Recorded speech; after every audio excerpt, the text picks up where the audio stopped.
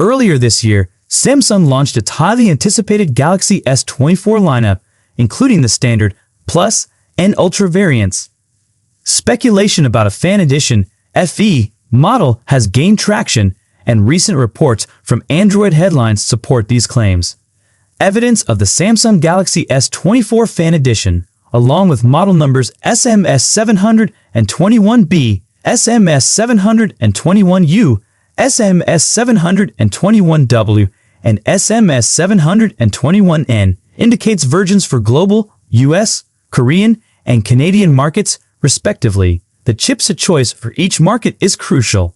The US market will likely receive Qualcomm chips, while other regions might feature Exynos variants. The exact launch date for the Samsung Galaxy S24 Fan Edition remains uncertain, but speculation points to an announcement as early as July 10, potentially alongside Samsung's new foldable lineup and the Galaxy Ring.